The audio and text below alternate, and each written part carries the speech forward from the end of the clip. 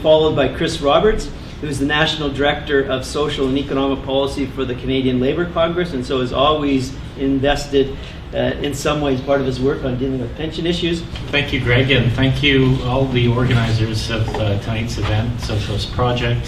Thank you, Sam, and a really big thanks to Kevin, who was the inspiration for really this whole line of inquiry and the book project itself. It's a real pleasure and a great privilege to be here. You've heard Kevin talk about the inadequacies of Canada's workplace-based, employer-sponsored pension system and its increasing inability to deliver secure, adequate, decent pensions for a majority of Canadian workers. As Kevin said, only 50% of Canadian workers, if that, ever enjoyed a workplace plan in Canada in a system that where you're expected to depend on having a workplace plan to get by in retirement. So today, now we're down to about 38% of workers have access to a workplace plan of any kind. About 1 in 4 have access to a defined benefit plan, which is the best kind of most secure pension arrangement that provides us a predictable income in retirement. About maybe 1 in 10 have access to, sorry, I should have said 1 in 4 have access to a pension plan in the private sector. Right. 1 in 10 have access to a defined benefit plan in the private sector. And so there's this real split that's opened up between public sector workers and private sector workers in terms of the quality of the pensions and access to the pensions.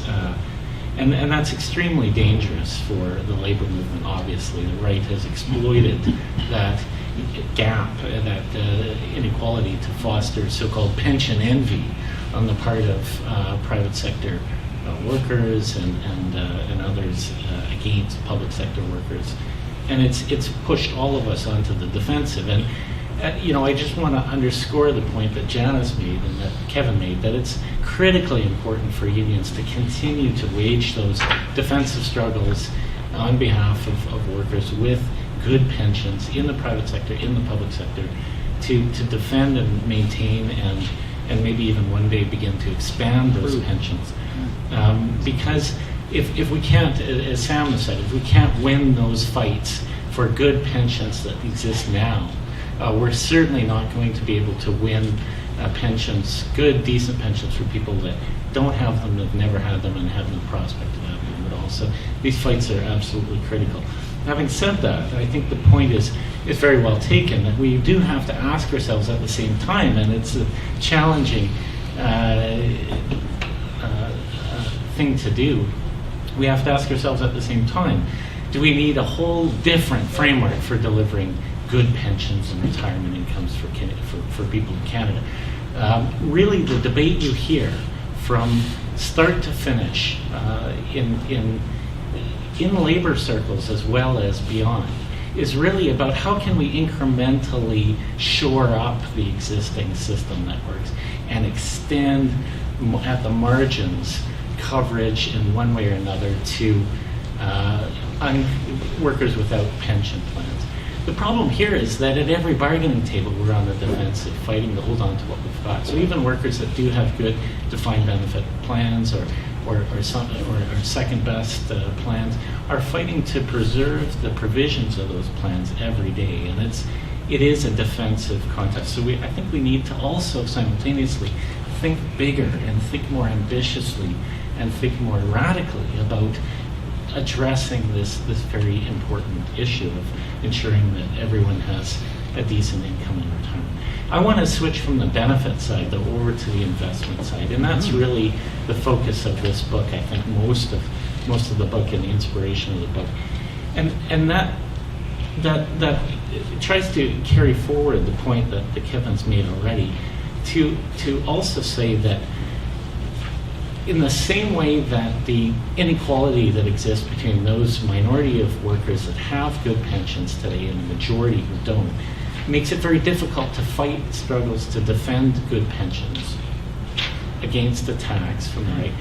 In the same way, the way in which those pensions invest and the way in which they deliver pensions through investment in financial markets also makes it very difficult to defend workplace pensions. And it will become increasingly difficult to manage the contradictions of how those workplace pensions that are thoroughly embedded in financial markets are delivering those pensions. Because what we're going to see, and what's I think described in the book, and Heather will talk about as well, is that pension funds themselves are under enormous pressure today to deliver high and reliable returns, investment returns, to pay for those benefits themselves. And we have to be cognizant of that fundamental fact and reality, even as we're trying to defend these plans and even shape the way they're structured. So Janice started out by saying, well, how do we deliver pensions in a way that doesn't require investing unethically? That is a common question that's raised in the labor movement again and again and again. You'll hear it. What this book tries to do, though, is step back and critically scrutinize that proposition. Can we retain the system that we've got and find ways to invest ethically in ways that don't undermine workers and don't undermine unions and deliver pensions in that way? Or do we also have to think more ambitiously and radically about what our pension funds are in fact doing? Because in reality, our pension funds are getting us, workers and their unions, into a lot of really very difficult contradictions and politically dangerous situations. I'll just give two examples of some of the contradictions we've kind of come to confront just in personal experience. So right now there's two big Canadian pension funds in Canada that have major investments in the UK in water utilities. So Margaret Thatcher privatized the water utilities in the UK, and they're regulated, so the rates that can be charged to consumers are basically guaranteed by the regulator, and they're very profitable. And two Canadian pension funds are in have taken ownership stakes in two major UK water utilities. And at the bargaining table with the workers that work at those utilities, the utility management has gone to the table and said, sorry, you can't keep your defined benefit pension plan. So if you think about the irrationality of this, where two pension funds that are literally the deferred wages of workers who are enjoying a defined benefit pension plan are acting in a management capacity, ownership capacity, demanding that other workers give up their defined benefit plans because it's uncompetitive and it doesn't meet the cost requirements or the profitability requirements of the utilities. So, of course, the unions involved get in touch with us and say, hey, can you help intervene with the pension funds and tell them to back off and realize that defined benefit plans are actually really good, because these plans and funds themselves promote defined benefit plans here in Canada and like to talk about what a good thing defined benefit plans are to their own members. But when they invest abroad, they adopt a very different one. That's one example. Another example, again, personal or at home, Canadian example, is surrounds the revelations from November last year, when a tax consulting firm, a legal firm in an offshore jurisdiction, had a data leak or a hack, and it was revealed that in the details of the financial affairs of the various clients of this legal firm advising high wealth, high net worth, rich individuals and institutional investors how to squirrel money away from tax authorities in offshore tax structures, that in addition to Prince Charles and the Queen of England and the Kardashians, I guess, and everyone else, you had Canadian pension funds that were also taking advantage of these very elaborate offshore tax sheltering structures to avoid paying taxes in the jurisdictions in which their investments were earning profits. And when you went to these pension funds and said, look, what do you say to this? What's your response? They were absolutely unapologetic and said, well, everyone else does it, and it's actually to the benefit of our members because we're able to deliver good pensions through higher returns, and those income recipients eventually pay taxes anyway, so it's just as well. So I just raised these two examples as cases where unions in the labor movement have as priorities ensuring that capital pays taxes to fund public services on the one hand, and that defined benefit plans are preserved and expanded, and yet our very own pensions are undermining those efforts. And it's not just abroad; it's also in Canada, as I think Heather will go in to talk about.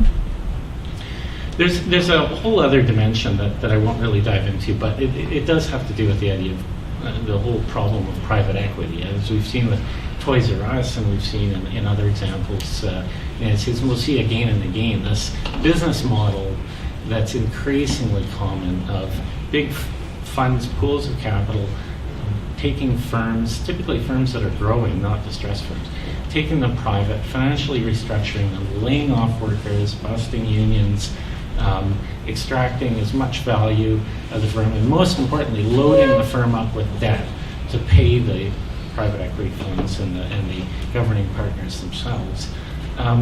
That pension funds are also into this space, as they had been from the 1980s when they were involved in leveraged buyout funds as well. And again, they argue that the returns are so attractive that they have to be in this space, despite the fact that it really destroys workers, organizations, their communities, and their livelihoods. And there are various examples of that. So why are pensions doing this? And we have to say it's not because they're bad apples, that they're deluded, that they're talking to the wrong people and they've absorbed a business culture. There are much more structural underlying causes that have to be grappled with. These plans are maturing plans in many cases. They have a demographic structure that makes it difficult to rely on contributions, and they have to rely disproportionately on investment returns. Investment returns are uneven. We've seen markets go up and down. There are losses balanced by gains. There's enormous competition now between huge pools of capital around the world for investment returns. Greg mentioned the growth of these pension funds. Globally, there's $41 trillion in assets, pension fund assets alone, and that's setting aside all of the insurance funds, the sovereign wealth funds, the other private equity funds, hedge funds, major pools of capital that are all competing in the same space to generate high returns. And these just pension funds alone are growing at 6% per annum, and this problem is only going to increase. So we've created a situation where delivering good pensions relies on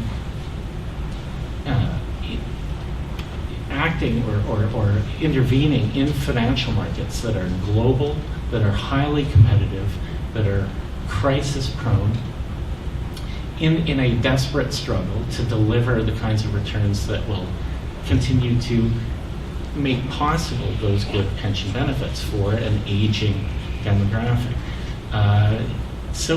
So I do think we need to step back and ask, is this a rational strategy, and is it a sustainable strategy?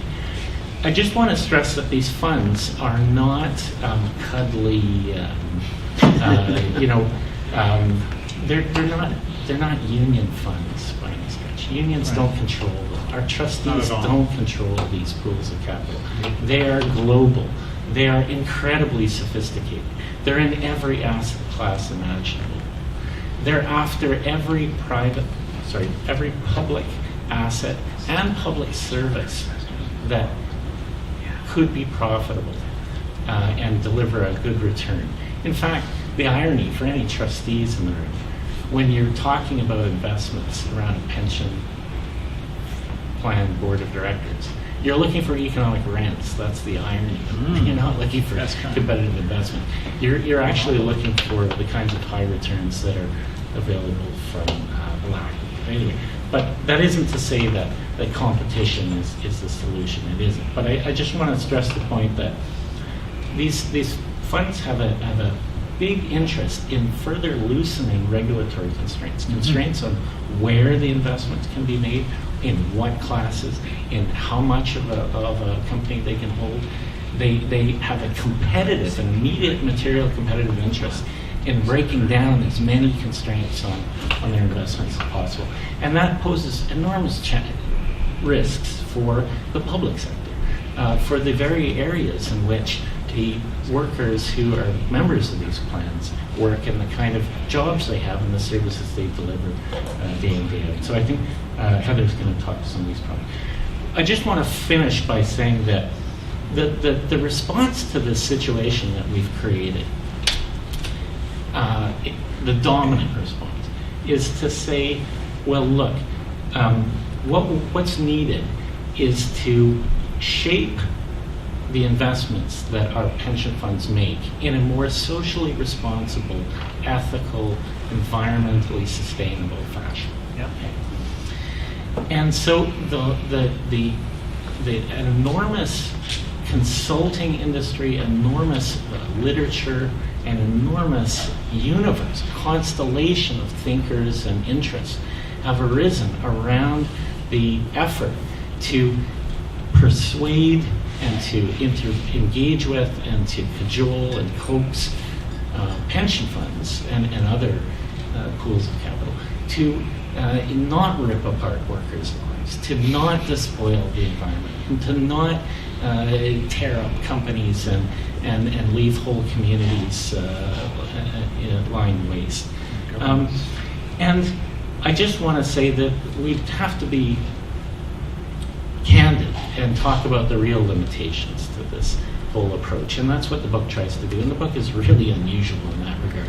The predominant position is that we just haven't done enough to persuade these companies to invest responsibly. And there's very little literature that even looking at how successful this whole gargantuan effort to invest responsibly is actually being.